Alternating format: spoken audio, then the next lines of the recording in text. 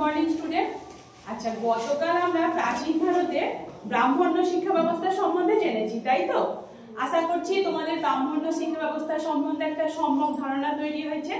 তাহলে আজকে আমরা প্রাচীন ভারতের আরেকটা শিক্ষা ব্যবস্থা, বৌদ্ধ শিক্ষা ব্যবস্থা জানব। তাহলে আজকের আলোচনার বিষয় হলো বৌদ্ধ শিক্ষা ব্যবস্থা। আজকে আমাদের আলোচনাটা হবে তুলনামূলক।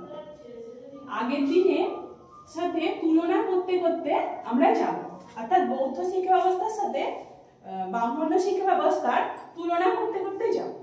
আচ্ছা বলো তো, প্রাচীন ভারতে ব্রাহ্মণ্য শিক্ষা ব্যবস্থা কত খ্রিস্টপূর্বাব্দ পর্যন্ত প্রচলিত ছিল? হ্যাঁ, ঠিক বলেছ, 600 খ্রিস্টপূর্বাব্দ পর্যন্ত। তাহলে বৌদ্ধ শিক্ষা ব্যবস্থার সময়কাল কত? 600 থেকে 1200 খ্রিস্টাব্দ পর্যন্ত। 600 খ্রিস্টপূর্বাব্দ থেকে 1200 খ্রিস্টাব্দ পর্যন্ত। আগের দিন আমরা জেনেছিলাম প্রাচীন ভারত এবং মধ্যযুগ জুড়ে সমস্ত শিক্ষা ব্যবস্থাগুলো ছিল ধর্মকেন্দ্রিক। যেমন বৌদ্ধ শিক্ষা ব্রাহ্মণ্য শিক্ষা ব্যবস্থা বেদকে কেন্দ্র করে গড়ে উঠেছে, সেরকমই বৌদ্ধ শিক্ষা ব্যবস্থা তাহলে কোন ধর্মকে কেন্দ্র করে গড়ে উঠেছে? তোমরা তো ইতিহাসে গৌতম বুদ্ধের নাম শুনেছো। আচ্ছা বলো তো, উনি কোন ধর্ম প্রচলন করেছিলেন? বৌদ্ধ ধর্ম। তাহলে বৌদ্ধ শিক্ষা ব্যবস্থাও বৌদ্ধ ধর্মকে কেন্দ্র করে গড়ে উঠেছে। তাহলে এই বৌদ্ধ শিক্ষা ব্যবস্থার একটা বৈশিষ্ট্য সম্বন্ধে আমরা কি লিখতে পারি? ধর্মকেন্দ্রিক শিক্ষা ব্যবস্থা। অর্থাৎ এই শিক্ষা ব্যবস্থা ছিল ধর্ম কেন্দ্রিক।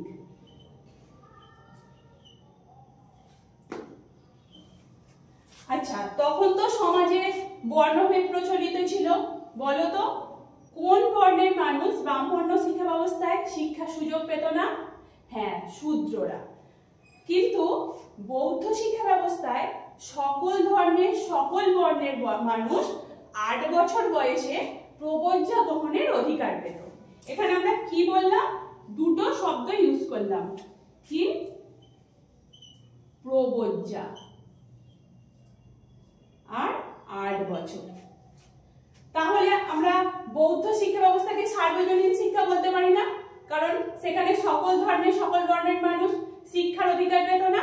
কিন্তু বৌদ্ধ শিক্ষা ব্যবস্থা ছিল সার্বজনীন শিক্ষা ব্যবস্থা। কি? সার্বজনীন বা গণতান্ত্রিক শিক্ষা ব্যবস্থা। আমি কি বলেছিলাম? প্রবজ্জা 8 বছর। এই প্রবজ্জা কি? ব্রাহ্মণ্য শিক্ষা ব্যবস্থায় যেমন শিক্ষা শুরুর একটা অনুষ্ঠান ছিল, তার নাম কি? হ্যাঁ, ঠিক বলেছো, উপনয়ন। সেরকমই বৌদ্ধ শিক্ষা ব্যবস্থায় শিক্ষা শুরুর অনুষ্ঠান হচ্ছে প্রবজ্জা। আর শিক্ষা শুরুর সময় বয়স কত ছিল? 8 বছর। ওখানে আমরা কি দেখেছিলাম? ওখানে বর্ণভেদে ছিল, ব্রাহ্মণ সন্তানদের জন্য 8 বছর, ক্ষত্রিয় সন্তানদের জন্য 11 বছর এবং বৈশ্য সন্তানদের জন্য ছিল 12 বছর, তাই তো?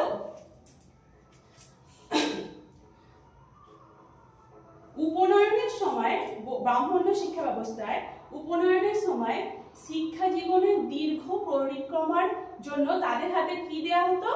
একটা দণ্ড। কিন্তু এখানে একটু অন্যরকম।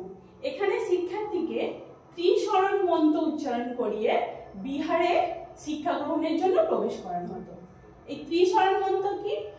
বুদ্ধং শরণং গচ্ছামি, ধর্মং শরণং গচ্ছামি, সংঘং শরণং গচ্ছামি। অর্থাৎ কি? ত্রিশরণ মন্ত্র।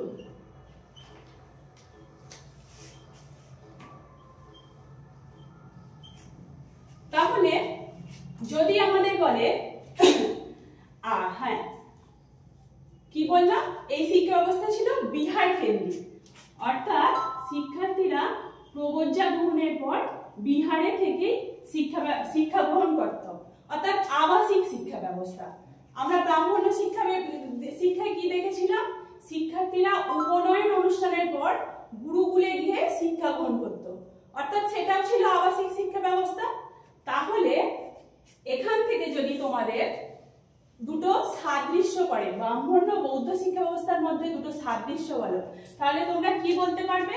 উভয় শিক্ষা ব্যবস্থাই ছিল ধর্মকেন্দ্রিক এবং উভয় শিক্ষা ব্যবস্থাই ছিল আবাসিক শিক্ষা ব্যবস্থা। আবাসিক। আবার যদি দুটো বৈসাদৃশ্য বলে তাহলে বৌদ্ধ শিক্ষা ব্যবস্থা ছিল সার্বজনীন শিক্ষা ব্যবস্থা, কিন্তু ব্রাহ্মণ্য শিক্ষা ব্যবস্থা সার্বজনীন ছিল না, সেখানে শূদ্রদের কোনো শিক্ষার অধিকার ছিল না। ব্রাহ্মণ্য শিক্ষা ব্যবস্থায় শিক্ষা শুরুর অনুষ্ঠান ছিল উপনয়ন, বৌদ্ধ শিক্ষা ব্যবস্থায় শিক্ষা শুরুর অনুষ্ঠান ছিল প্রবজ্জা। এখান থেকে মেনলি তোমাদের এই ইউনিটটা থেকে 7 নম্বরের কোশ্চেন আসে, একটা 2 মার্কসের কোশ্চেন আর একটা 5 মার্কসের কোশ্চেন। তো